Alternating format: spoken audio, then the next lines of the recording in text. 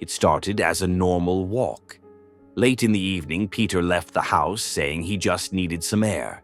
The night felt wrong, too quiet. No cars, no voices. Even the streetlights seemed dimmer than usual, as if they were trying to save power. He turned a corner, and the town changed. The houses were still there, but they looked off. Windows were dark. The road was wet. The air felt heavy and cold. Dust floated slowly, even though there was no wind. Every step Peter took sounded too loud. He realized he couldn't find his way back. Quog was empty. Stores were open, but inside there was nothing. Phones didn't work. Clocks in the windows were frozen. Time wasn't moving here. Peter started to panic. He shouted for Lois. He laughed, trying to make it feel less scary. His voice came back to him with a delay, like someone was repeating it a second later. Then he saw himself. Another Peter stood in the middle of the street. He looked cleaner, calmer. His face showed no emotion. He watched closely, like he was studying him. The other Peter spoke quietly. He knew everything. The house, the kids' names, what Peter had done yesterday. He said this was the real Quog. The normal one was just a loud, messy copy. Here, nothing changed, nothing left. Peter tried to run, but the streets closed in on him. Houses repeated. Every road led to another broken version of a familiar place. At some point, Peter noticed the other one was no longer following him. He was waiting. In the morning, Lois saw Peter in the kitchen. He sat straight, calm, drinking coffee, listening. He didn't joke. He didn't shout. He didn't laugh. The house became quieter. Sometimes Peter stopped and stared at the wall, like he was listening to something no one else could hear. Sometimes he checked the doors and windows, not to escape, but to make sure nothing could come in. Somewhere in the cold, empty version of the town, the other Peter was still walking the streets, laughing too loudly, calling for his family, but he was never coming home. The episode starts quietly. Late at night, Peter comes downstairs to get a glass of water. As he walks into the kitchen, he notices Brian sitting by the window in complete darkness, completely still, like a statue. Peter flips the light on, and Brian slowly turns his head with a slight delay, as if his muscles aren't responding right. Peter asks if everything's okay. Brian smiles a little too widely and says, "Yeah, just listening." "Listening to who?" Peter asks. "The house," Brian replies. The next morning, Brian acts normal, but something is undeniably off. He doesn't answer when spoken to, as if he's busy listening to something inside his own mind. He barely blinks, and when he does, it's slow and unnatural. The fur on his neck is permanently raised, as if sensing something invisible. Lois notices he's been walking around the house at night. Heavy, long footsteps that sound like a much bigger animal. One day, Meg tries to pet Brian, but he jerks back suddenly, and his pupils expand instantly, covering almost the entire eye. For a split second, he looks like he doesn't recognize her at all. Then, in a calm monotone, he says, "I shouldn't. I'm changing." That evening, Brian stops eating regular dog food. Instead, he sits by the refrigerator, listening to the hum of the motor like it's whispering something important. Peter jokes about it, but later that night he hears Brian scratching loudly across the floor, not with paws, but with something long and sharp, like claws. By the next morning, Brian is bigger, much bigger. His chest looks broader, his footsteps heavier. He moves like he's adjusting to new muscles he didn't have before. His eyes shine with a faint glassy glow. Lois suddenly realizes Stewie is missing. His room is empty. No crib, no toys, no trace of him. Only one broken toy on the floor. Panicking, Peter runs to Brian. "Did you see Stewie? Where is he?" Brian lifts his head slowly, and a strange sound escapes him. Half laugh, half growl. "He took care of things," Brian says calmly. Peter tears through the house searching for Stewie, calling his name. Brian follows him everywhere. towering over him now, his head nearly brushing the door frames. His movements are slow, controlled, confident, like he already knows Peter won't find anything. At night, Peter checks the basement, hoping for any clue, but it's dark and too quiet. When he turns around, the door shuts by itself. Brian stands at the top of the stairs, massive, almost human tall. His shadow fills the entire doorway. His fur bristles like a mane, and his eyes glow faintly as he speaks. "The house told me," he says gently, "told me what I'm supposed to become." Peter steps back in terror as Brian begins descending the stairs one step at a time. Each one shakes the basement slightly. "You're not Brian," Peter whispers. Brian smiles, his mouth stretching too far. "I'm better." The light flickers, the sound cuts out, the screen goes black. A final post-credits shot appears. It's nighttime in the Griffin living room. An enormous creature, Brian's final form, sits calmly on the couch, breathing slowly. His silhouette is monstrous, but he sits like a person. The house is silent. There is no Peter, no Lois, no Stewie, only Brian, and the sound of his slow, heavy breathing. It all started so quietly that Peter didn't even notice anything was wrong at first. Brian just looked unwell. He spent more time lying on the couch, breathing slowly, blinking heavily, like he had some kind of cold he wasn't talking about. His voice was weaker. Lois brought him food. Chris covered him with a blanket. Stewie even joked that Brian was finally acting like an elderly dog. But Peter noticed something odd. Every night, at around the same time, Brian disappeared for a couple of hours. Peter heard slow, dragging footsteps in the hallway, almost like Brian was pacing half asleep. But whenever Peter got up to look, the hallway was empty. On the third day, everything changed. Brian suddenly said he felt amazing. Too amazing. He walked around the house with strange, unnatural energy, humming softly, cleaning things, complimenting everyone for tiny things. "You look wonderful today, Lois." "Meg, you're doing great." "Peter, I really appreciate you." His voice was too gentle, too even, and the way he smiled, his eyes stayed a little too wide. The family loved this new Brian. But Peter felt something wrong beneath it. One night, Peter woke up and saw Brian standing at the end of the hallway, staring at the wall, completely motionless. What are you doing?" Peter asked. Brian twitched slightly, like he had forgotten anyone else existed, and said, "Just thinking." But his mouth didn't move correctly when he said it. The next day, the first truly frightening thing happened. Brian stretched and yawned, and for a split second, Peter saw long, sharp fangs inside his mouth, far bigger than a dog should ever have. But Brian snapped his mouth shut instantly. "Peter, you're exhausted," he said softly. "You imagined it." That night, Brian's breathing became deep and low, like someone inhaling through a cavern. The fur around his neck began rising on its own, forming a strange, ragged mane. The house began to sound different. The walls seemed to vibrate slightly, and in the morning, Peter noticed Lois was gone. Her room was untouched, bed perfectly made, everything neat, but she was nowhere. Meg didn't answer. Chris didn't come to breakfast. All their rooms were empty, too clean, too silent. Only Brian remained. He sat by the window, back perfectly straight, staring outside. "Where is everyone?" Peter demanded.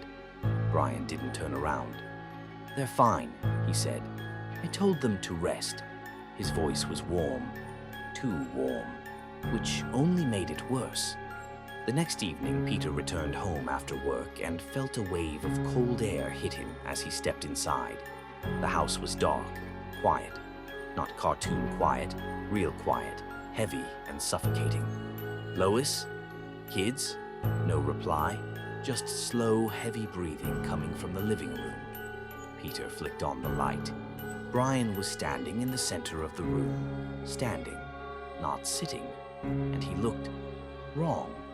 He had grown taller, broader, heavier. The fur along his back and neck stood up like jagged spikes. His shadow stretched across the entire wall, moving with each breath as if it had its own pulse. His eyes shone with a glassy, reflective glow. "Brian, buddy, what's happening?" Peter whispered. Brian turned his head, but far too much, far too easily, at an angle no dog's neck should make. "Peter," he said softly, "you shouldn't have come back." Peter backed toward the door, gripping a chair with shaking hands. "Where is my family? Where are they?" Brian took one slow, heavy step. The floor groaned under his weight. "They're resting," he repeated. "I told them I'd take care of everything now." Peter grabbed a lamp like a weapon. "You're not Brian," he whispered. Brian smiled, a smile too wide, stretching a little too far. "I'm better," he said, and lunged. The lights flickered, the frame shook, and Peter's scream was swallowed by a deep, monstrous roar that made the whole room tremble. When the lights came back, the living room was empty, completely empty. Only one figure remained. Brian, or whatever he had become, sat calmly on the couch, breathing slowly, staring straight ahead. The house was silent around him. It all started the night Stewie heard something moving in his room. He thought it was Brian, but when he turned on his small nightlight, he saw a child standing in the corner. A child who looked almost exactly like him, just a bit taller, a bit paler, with a smile that stayed on his face far too long. The child said, "Hi, brother. I came home." Stewie froze. He didn't have a brother, not one he knew of. But the boy spoke calmly, confidently, as if everything he said made perfect sense. In the morning, Stewie tried to tell Lois, but she brushed it off, though Stewie noticed she wouldn't look him in the eyes. And that evening, the same child was sitting in the kitchen. Lois introduced him as a distant relative who would be staying with them just for a little while. Nobody, not Peter, not Chris, not Meg, not even Brian, remembered anything about him. Yet everyone acted like he'd always been part of the family. Stewie started watching him closely. The brother moved strangely, too smoothly, changing his facial expressions too quickly, like he was selecting them from a menu. He would stand in door frames and stare at people until they noticed him, then walk away without a word. Sometimes he would disappear into a room with no exit, and Stewie would find him moments later in a different part of the house. On the third day, Meg disappeared. Her door was open, her belongings untouched, but she was gone. When Stewie accused the brother, the boy only tilted his head and said, "You'll understand soon, too." Peter became vacant. He would sit on the couch and stare at nothing, like someone had unplugged his thoughts. Chris wandered the house silently, saying nothing to anyone. Lois followed the new child everywhere, moving as if hypnotized. On the fourth day, Chris vanished. Stewie tried to talk to Brian, but Brian walked past him without any recognition at all, like someone had hollowed him out. More and more, the brother appeared behind Stewie even when he locked the door. Some nights, Stewie woke up to find him standing at the foot of the bed, whispering, "We're the same. We belong together." Time stopped making sense. All the clocks froze at the same hour. The windows showed nothing but a flat gray mist. The house wasn't physically locked. It simply wouldn't let them leave. When Lois disappeared, Stewie finally went to the basement, the only place the brother never entered.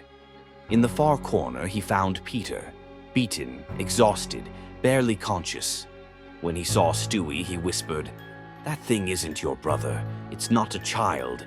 It came here because of you." Stewie demanded to know what that meant, but Peter only repeated, "Don't look it in the eyes. Whatever you do, don't look." Footsteps sounded above them, soft, gentle, too controlled. Stewie and Peter turned toward the stairs as the brother began to descend.